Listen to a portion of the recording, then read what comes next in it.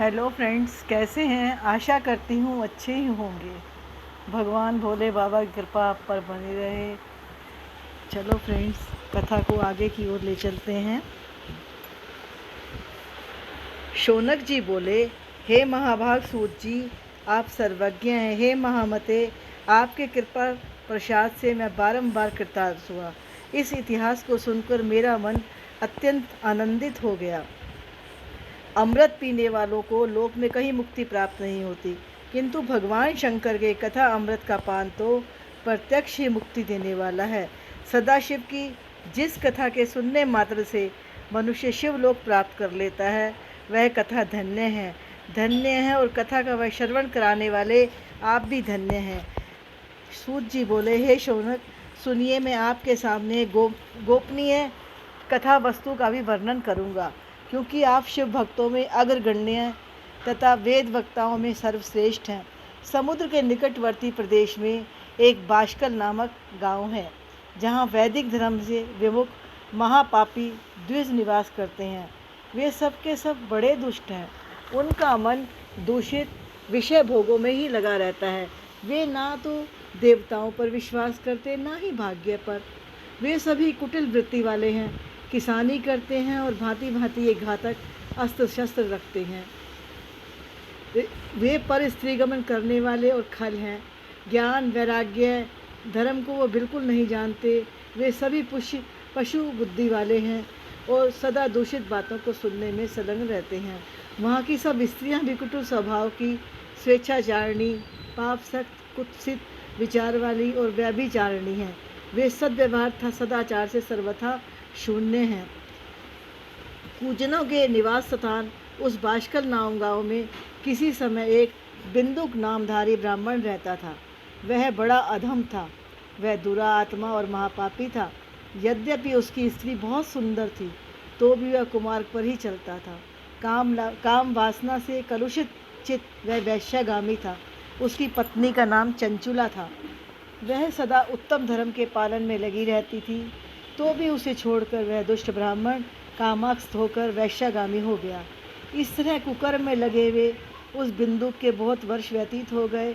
उसकी स्त्री चंचुला काम से पीड़ित होने पर भी सर्वधर्म नाश के भय से कलेश सहकर भी दीर्घ काल तक धर्म से भ्रष्ट नहीं हुई, परंतु दुराचारी पति के आचरण से प्रभावित होने के कारण काम पीड़ित हो आगे चलकर वह स्त्री भी दुराचारिणी हो गई।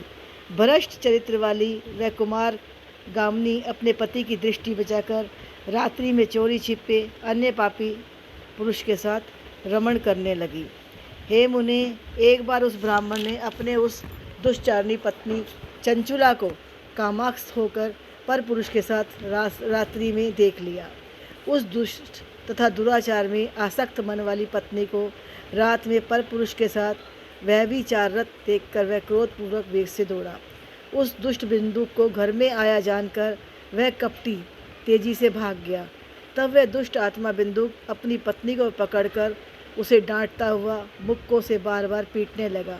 वह विचारणी दुष्टा नारी चंचुला पीटी जाने पर कुपित होकर निर्भयतापूर्वक अपने दुष्ट पति बिंदु से कहने लगी, मुझ पति परायणा युवती पत्नी को छोड़कर आप कुबुद्धिवश प्रतिदिन वैश्य के साथ इच्छानुसार रमण करते हो, तो आप ही बताएं कि रूपवती और कामक्ष चित्त वाली मुझ युवती की पति संसर्ग के बिना क्या गति होगी।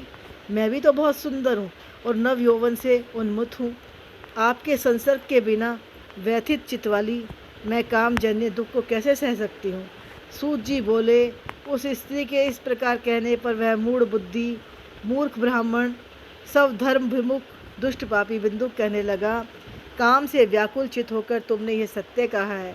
तुम भय त्याग दो और मैं जो तुमसे तुम्हारे हित की बात कहता हूँ सुनो। तुम निर्भय होकर नित्य पर पुरुषों के संसर्ग करो, उन्हें संतुष्ट करके धन खींचो। वह सारा धन वैश्या के प्रति आसक्त मन वाले मुझको दे दिया करो। इससे तुम्हारा और मेरा दोनों का ही स्वार्थ सिद्ध हो जाएगा। पति के वचन सुनकर उसकी पत्नी चंचुला ने प्रसन्न होकर उसकी बात मान ली। उन दोनों दुराचारी पति पत्नी ने इस प्रकार समझौता कर लिया और वो दोनों निर्भय चित्त से कुकर्म में लीन हो गए। इस तरह दुराचार डूबे वे उन मूढ़ चित्त वाले पति पत्नी का बहुत सा समय व्यर्थ बीत गया। शूद्र जातीय वैश्य का पति बना हुआ वह दूषित बुद्धि वाला ब्राह्मण बिंदुक समय अनुसार मृत्यु को प्राप्त हो नरक में जा पड़ा। बहुत दिनों तक नरक के दुख भोग कर वह मूढ़ पापी विंध्य पर्वत पर भयंकर पिशाच हुआ। इधर उस दुराचारी पति बिंदुक के मर जाने पर वह मूढ़ हृदय चंचला बहुत समय तक पुत्रों के साथ अपने घर में ही रही। इस प्रकार प्रेम पूर्वक कामासक्त होकर जारों के साथ विवाह करती हुई उस चंचला नामक स्त्री का कुछ यौवन समय के साथ ढलने लगा।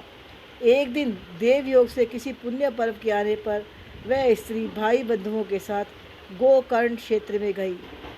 तीर्थ यात्रियों के संग से उसने भी उस समय जाकर किसी तीर्थ के जल में स्नान किया। फिर वह साधारणतया बंधुजनों के साथ घूमने निकली।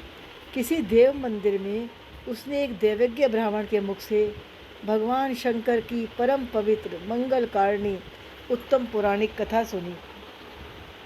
जो स्त्रियां परपुरुषों के साथ व्यभिचार करती हैं वे मरने के बाद जब यमलोक में जाती हैं तब यमराज के दूत उनकी योनि में तपे हुए लोहे का परिघ डालते हैं। पौराणिक ब्राह्मण के मुख से यह वैराग्य बढ़ाने वाली कथा सुनकर चंचुला भय से व्याकुल हो कांपने लगी। कथा समाप्त हुई, लोग वहाँ से बाहर चले गए।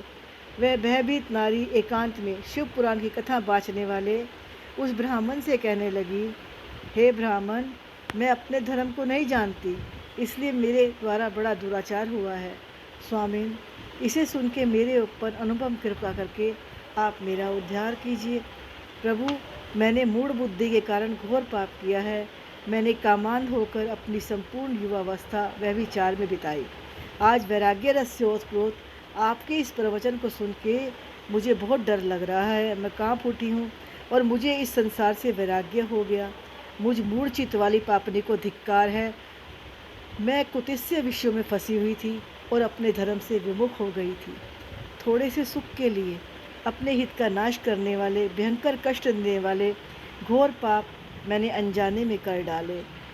ना जाने किस किस घोर कष्टदायक दुर्गति में मुझे पड़ना होगा। वहाँ कौन बुद्धिमान पुरुष कुमार में मन लगाने वाली मुझ पापनी का साथ देगा। मृत्यु काल में उन भयंकर यमदूतों को मैं कैसे देखूंगी। जब वो मेरे गले में फंदा डाल के मुझे बांधेंगे, मैं कैसे धीरज धारण करूंगी। दुख और शोक से ग्रस्त होकर मैं दिन में सहज इंद्रिय व्यापार और रात्रि में नींद कैसे प्राप्त कर सकूंगी।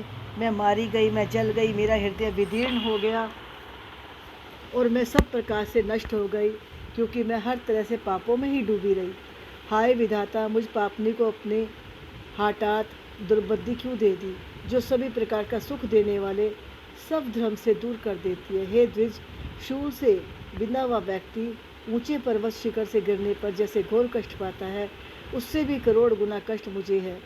सैकड़ों अश्वमेघ यज्ञ करके सैकड़ों वर्षों तक गंगा में स्नान करने पर भी मेरे पापों की शुद्धि नहीं है। मैं क्या करूं, कहाँ जाऊं, किसका आश्रय लूं। मुझ नरकगामिनी की इस संसार में कौन रक्षा करेगा। हे ब्राह्मण, आप ही मेरे गुरु हैं, आप ही माता और पिता हैं। आपकी शरण में आई हूँ, मुझ दीन अबला का उद्धार कीजिए।